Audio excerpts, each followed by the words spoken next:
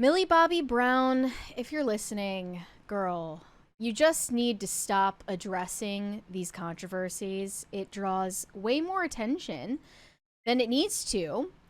So, in case you forgot, Millie Bobby Brown recently addressed journalists, members of the press, who are making money and clicks off of dissecting her appearance. And she recorded a video where she called them all out and said that this behavior is inappropriate and that she deserves to be left alone. And these headlines about how she allegedly looks older than her real age are not only uncalled for, but untrue. She has doubled down on that. I mean, that's again. It's a subjective point anyway, so she can't really say it's untrue because it's a completely subjective analysis. Yes, but I feel it's something that she shouldn't have addressed in the first place. I think that making that video was a mistake. I think her husband should have stopped her from posting it. That's my real opinion. Yeah. If he had her best interests at heart. heart. But now that it's done and it's over with, no more. Just don't address it after that. You've said your piece, but that still wasn't enough because now Millie Bobby Brown has appeared on the Call Her Daddy podcast where everyone goes It's to Mary's kill favorite their show. career. Yeah. That episode is titled Millie Bobby Brown, Not 11 Forever. Could you have made the point any more clear than that? Her character, in case you didn't watch Stranger Things, is named 11, and that's what she's most known for, is this character that she started playing when she was a young child in Hollywood. Now she is grown up in the public eye, and there are mixed reactions to that, understandably. So in this Call Her Daddy interview, she addresses this controversy once again, hits back at the tabloids for saying she looks 40.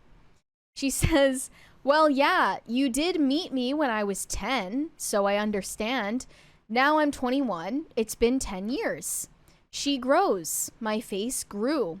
What do you want me to do about that? I'm in a place where, yeah, my accent does change. My face does grow. I do wear a lot of makeup. It's just the kind of person I am. The press need to be taught manners again.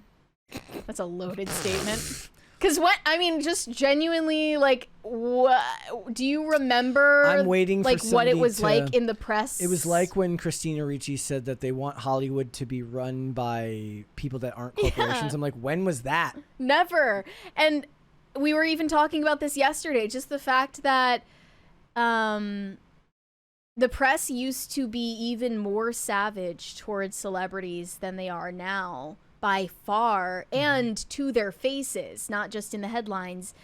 So I don't know what era Millie Bobby Brown thinks existed when the press was like nice to people, but this is like about as friendly as the press has ever gotten to celebrities.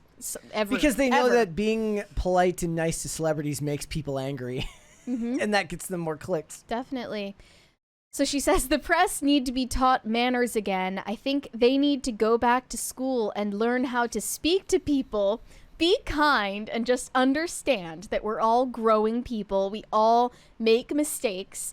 Ultimately, the standards and stigmas against girls, it's ridiculous. It's almost as if she's never heard of what a journalist or media outlet does and what they're supposed to do in her entire life. It's completely ignoring the purpose of the media. The purpose of the media is, unfortunately, not to be nice. It's not to be polite. It's not to validate your feelings. The purpose of the media is to make money. It is. It's to make money by feeding you information that they think will get you to engage with it. And that goes for everybody in every space. We cover stories that we think people will be interested in hearing us talk about. They have to interest us, but they also have to be interesting to other people as well. Otherwise, we're just talking to ourselves. That's not the point. We can be respectful, and certainly that's good for the, like, unless you really upset me or annoy me with something really, really stupid. I'd like to think that we're, for the most part, respectful and fairly logical the way we approach most of these discussions. In our content, not maybe not our thumbnails. Correct. Yes. But the point We know is, the power of a headline. But the point is that it's not the media's job, nor is it anyone's job to coddle you. Yeah. And the best way to avoid that situation is to choose a life where you're not going to be subject to the opinions of others.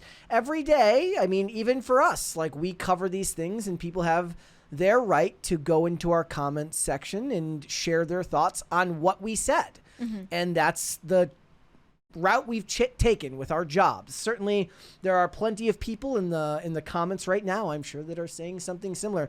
If I wanted a life where people couldn't make fun of the way I look, I wouldn't be doing this job. So, right, it is what it is. Somebody right now is probably talking about how close together my eyes. I bet you. I can't see because I took my glasses off. In your head, at least. And somebody right now is about to say that. And guess what? That's their right to do so. Yeah, but that's where I'm sympathetic to her because she didn't choose it. Yeah. You know, when you're 10 years old at the start, you didn't really choose it. Yes, but this stuff is coming now in her 20s. These are the consequences of a choice adulthood. that was made for her. I guess, again, and I don't know, like, is it the type of thing where she signs on for a contract when she's 12 that leads her into adulthood that she's forced to complete? I would be curious to know. Like, it would seem like contracts should automatically need to be renegotiated once you become legal age, because you should have a right to then... If not beforehand and like more often. Yes. But I would love to know, actually, what their contracts looked like, because this was basically a lifelong thing. She has been on Stranger Things for, like, more than half of her existence on this planet. Yep. So I'm sure that is a bigger commitment that she probably reckoned for when she was 10. She also sadly says that the constant scrutiny really doesn't bother her. Those are contradictory statements. I don't buy it. If it didn't bother you, you wouldn't have made that Instagram video in your house without your makeup on and a hoodie. It's the number one way that I think people betray themselves online is when they get brash and like, yeah, well, say whatever you want. It doesn't bother me. It's like, well, if it really didn't bother you, you wouldn't say anything at all. So, and guess what? It's okay to be bothered by it a little bit. But I think that for most people, the general reaction from the public is going to be like, well, you know, that's life. Millie Bobby Brown said the constant scrutiny really doesn't bother her. Quote, I wish I could be like, you know what? It does get to me. It used to get to me. It did. And I remember trying to change myself to please the masses. But now, that's me. I'm having saying, I don't look older. I've just matured. I'm having the eye separating surgery so that my eyes can be farther apart. I don't even That's think not a real they've thing. come up with something for that, actually. Yeah, that's just cringy when you try to say that something it doesn't ring as doesn't true. bother you, but you're still addressing it like over and over and over again. Yeah. And again, like people, like it goes out of it leaves the news cycle quicker if you don't address it. Mm-hmm. Like if you don't, if something really bothers you, the best thing you can do sometimes in the media space is to not address it at all, because then it disappears faster. Yeah.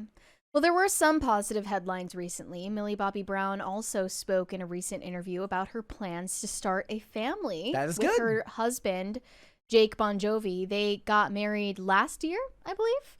A lot of controversy around that decision because a lot of people said she was too young to make a lifelong commitment, as was her husband. But they're seeming to do really well together and have a stable relationship. She said in this interview... do you think they sit across the table from each other, or do you think they sit next to each other? I bet they sit next to each other. We should have her on if and they're ask really her. in love. Although she acknowledged that she is really young, she said that she's looking forward to becoming a mom. She says, my mom actually had her first child at 21, and my dad was 19. And, you know, it's been my thing since before I met Jake. Since I was a baby, I told my mom, baby dolls, I wanted to be a mom the way that my mom was to me. And my grandmother was a huge part of my life. So I mean, Jake knows how important it is to me. And of course, I want to focus on establishing myself as an actor and producer, but I also find it's so important to start a family for me personally. It's a huge thing. Jake said we cannot do that until we get married, so that was his thing.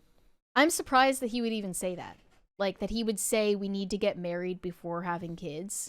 You just think it's someone so of his generation. It's so old-fashioned. It's old-fashioned because of actually his social class. Yes. It's because he grew up filthy rich, and there are certain standards of propriety that they probably hold that most people don't.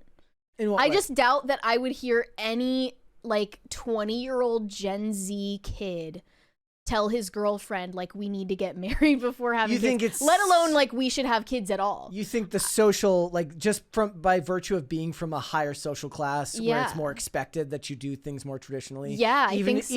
Even in an increasingly non-traditional world at that, it's like they talk about, right? Yeah. Like the rich stay, the ultra wealthy stay the ultra wealthy because they do follow those rules. It's like the 1% stay the 1% because they have the kids and the kids are raised by staff while the parents are always working. Well, the middle class birth rates are declining the lowest, Yeah. while the poorest and richest actually are having the most children. So I think And that was that- just an interesting part of the story. I would not imagine any like Zoomer male, especially like as young as with him, his broccoli haircut. with his broccoli haircut, saying that he wants to get married before having children, let alone having a desire for children at that young of an He's like, age. you're not going to mog me like at all. that. Like, you're was not going to crazy. mog me like that. We're going to get married first. We're on gonna God. be marriage maxing. We're going to get married. We're going to be marriage maxing on God. yeah, no cap. No cap.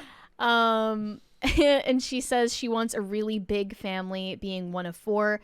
He is also one of 4, so it's definitely in our future. But yeah, I don't know. I don't know if she means one day as in never or one day as in soon, but I mean, imagine if she's having the conversation now. Yeah. Like, I feel like order of importance, if it wasn't on her mind now, she'd be talking about how she wants to do more acting or do more of this, and that. So it's clearly occupying her brain. she right doesn't now. care about movies. It's like, do you think? We love her for that. Do you she think- doesn't care a single bit Think about she listens to Bon Jovi? filmmaking. Does she? Oh, I honestly, I feel like she never even like heard of his dad before. Like, meeting him. that's the funny part. That's is how young she is. She probably never like heard of Jake Bon Jovi's dad She's before like- meeting him. he had to play her living on a prayer in Dead or Alive. Yeah. Yeah. I wonder if Jake Bon Jovi has any talent. I don't know what he's doing. I always, like I said, I am always coasting. gonna have a soft spot for the kids of like the ultra because look, we live like in Jaden Smith. well, we live in a world where a lot of times it's, remember it used to be like the first in your family to go to college and stuff like that. Now it's like everyone's desperate to stand out. And I imagine that for the child of an ultra famous person, like normal people don't sympathize with them because they've got all their needs met and they don't need money. But that doesn't make like the social or psychological things that bother you any less real to them. Mm-hmm. So I imagine like if you're Jake Bon Jovi and your dad's like, or think of Bronny James, LeBron James' son. Imagine like going into the NBA knowing you're just never ever going to be as good as your dad. You're not. Yeah. You're not going to be as good as your dad. And you have to learn to make peace with that and make your own way in the world. Now, some of them go into the same field as them because like Tiger Woods' dad instills an insane work ethic in him, and then he instills that insane work ethic in his kids. This happens a lot in the world of pro wrestling. Second, third generation pro wrestlers are a thing because the parents, first of all, have access to the industry and instill a work ethic in them. Or at the very least, the kid will come to them when they're in adulthood and say, you know what? I think I want to do this too. I want to give it a shot. And then the parent has to be like, fine, but I'm going to train you and I'm not going easy on you. But then a lot of the times they're not going to reach the same level of success. No. There are very few in the way of Randy Ortons who outshine their parents or their father. And I have a soft spot for the ones who want to go into the same field, but have to do that understanding that they're not going to make it to the level of their parents. Most of them, I imagine that it's a lot different for, sometimes they're just not interested, right? Look, I wasn't ever musical. I want to go and be, does he have a job? I have no idea. Does he do honestly. something for a living? Does he sell cryptocurrency? I have no idea. I mean, you mean you have a soft spot for Alabama Barker? Is she a musician? She's a rapper. Okay, obviously you're giving me the most incredulous of examples. Jaden Smith. I have a soft spot for John David Washington trying to take acting seriously, but not ever going to be as good as his dad. What does Jake Bon Jovi do for work? Yeah, I would like to know. He's okay. He has been involved in acting. Yeah, I think he's just done acting here and there. I see Charlotte Flair mentioned. I see The Rock. The Rock obviously outshone his father. The Rock being. Oh, I didn't even know that he had a connection. His father was his dad was Rocky Senior, and then his another family member was High Chief Peter Maivia. But wrestling is one of those things that a lot of times whole families end up going into. And I get it. But if we're talking acting, like, imagine going into acting when you're Denzel Washington's son. Yeah. It's just... Well, fortunately... Or Maya Hawke is not ever going to be Jake Bon Jovi's Ethan handling Hawke. the pressure well, and by getting seem married. to be building a strong foundation for themselves. That's sweet. Charlie Sheen gets mentioned. Good job. Yeah, Charlie Sheen, Emilio Estevez are both the kids of Martin Sheen. A whole family of actors. And a lot of people give Emilio Estevez credit for not taking the same stage name as his father and his brother. Right? Brother? Or are they cousins? I think they're brothers. I think they're first cousins. Or are they cousins? Okay. They're all family. Yeah. Point being. It is what it is.